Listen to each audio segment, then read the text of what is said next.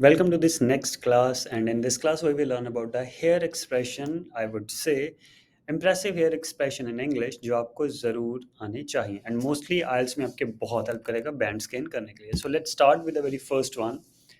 The first one is bad hair day. So bad hair day is a very common idiom. So हम इसे बहुत in general तब use करते हैं जब आपका कई बार दिन ही अच्छा ना चल रहा हो. कई बार होता है कि सुबह से दिन शुरू आपकी बस में से हो गई या घर से ही कुछ ना कुछ या रास्ते से ही कुछ ना कुछ आपके साथ गलत हो रहा है, आपके वर्क प्लेस पर, आपके स्कूल में, आपके ट्यूशन पे, शाम तक आपके साथ कुछ ना कुछ गलत चलता आ रहा है.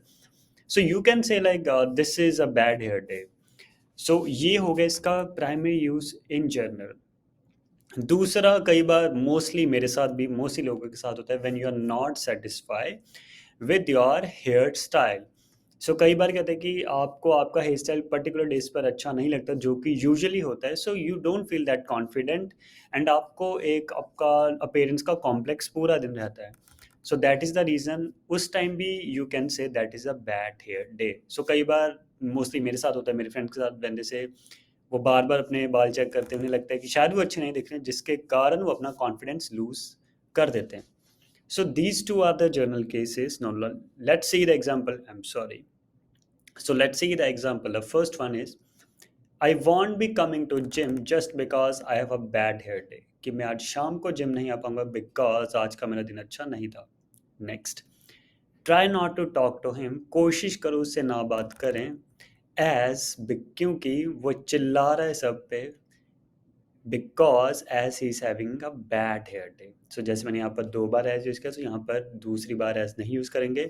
It need a correction, there should be a because hair. So editing में I guess this was a flaw है, so I am sorry for that. So try not to talk to him today. कोशिश करे आज उससे ना बात करे. वो हर किसी पर चला रहा है क्योंकि आज उसका बुरा दिन है या उसका सुबह से दिन अच्छा नहीं चल रहा है, दैट्स वाई वो ऐसा एक्ट कर रहा है. So first is bad hair day. So क्या मतलब है? जब भी आपका दिन सुबह से अच्छा ना चल रहा हो या आपका मूड किसी कारण अपसेट हो, सो you can say I am sorry, I am not in a mood, I have a bad hair day. Next is splitting hairs. इसका मतलब बहुत ही ज़्यादा डिटेल या ध्यान में चीज़ को परखना, पढ़ना या समझना या किसी चीज़ की ओर बहुत ज़्यादा ध्यान देना. So example, if we start splitting hairs we will not reach the verdict. तो वर्डिक्ट का मतलब होता है फैसला. सो कई बार क्या होता है कि लेट्स सपोज आप किसी डिस्कशन में या डिस्प्यूट में हैं या कोई इन जनरल डिस्कशन, आप काफ़ी डीप एनालिसिस पे चले जाओ. जैसे when I was doing my business study, तो जस्ट जब हम केस स्टडीज़ करते थे तो काफ़ी, जैसे हमने स्टारबक्स के केस स्टडीज़ किए या जिन भी ब्रांड्स के हमने केस स्टडीज़ पर पढ़े, तो हम जब काफ़ी डीप एनालिसिस करते तो हम एक फाइनल डिसीजन पर नहीं पहुंच पाते थे. So that is a time we pay too much attention. So you can say कि अगर हम बहुत डिटेल में गए, if we start splitting hairs, हम डिसीजन पर नहीं पहुंच पाएंगे. वन मोर एग्जांपल, ऑल्दो हालांकि we have sorted the matter, हालांकि हमने मैटर को सॉल्व कर लिया है, बट वो अभी भी उसकी डिटेल तक जाना चाहता है. So that's example. Another example, his habit of splitting hairs on every tiny subject. उसकी जो आदत है हर छोटे टॉपिक पर डिटेल में जाना है, जैसे हम हिंदी में कहते हैं बाल की खाल खींचना, will never let him complete his project. उसे कभी भी उसका प्रोजेक्ट नहीं कंप्लीट करने देगा.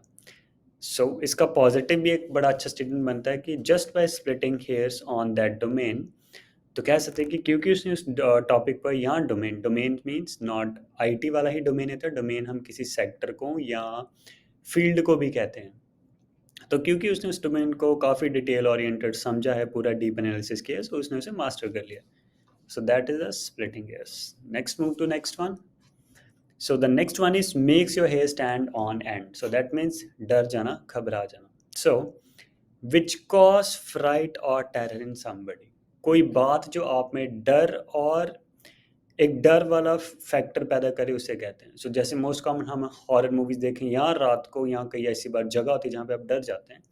So you can say whenever I go to that place, that makes my hair stand on end. Whenever I watch horror movies, that always makes that always makes my hair stand on end. So example, I don't like watching horror movies. मुझे horror movies देखना पसंद नहीं है because या फिर as those makes my hair stand on end. Next is snakes and spider always make my hair stand on end. So मैं सांप और जैसे सांप और लाइक स्पाइडर्स को जब भी देखता हूँ तो मुझे डर लगता है। So you can use like this. Next, not turn a hair या फिर turn a hair, that means कोई रिएक्शन कोई जवाब ना देना। So example, he didn't turn a hair when he heard the cost of penalty। तो आप कह सकते हैं कि जब उसने सुना, जब उसने पेनल्टी का कॉस्ट सुना तो उसने कोई रिएक्ट ही नहीं किया। सो दिस यूजुअली हैपन, ये मेरे साथ हुआ था। So when we got penalised when we were in the Canada, so we got penalised for something, तो हमारा जो पेनल्टी था वो बहुत हाई था, but my friend didn't turn a hair and I was shell shocked कि इतना ज़्यादा fine, how we will pay. हालांकि हमने जो किया था वो इतना कुछ बड़ा था नहीं, but it was a mistake.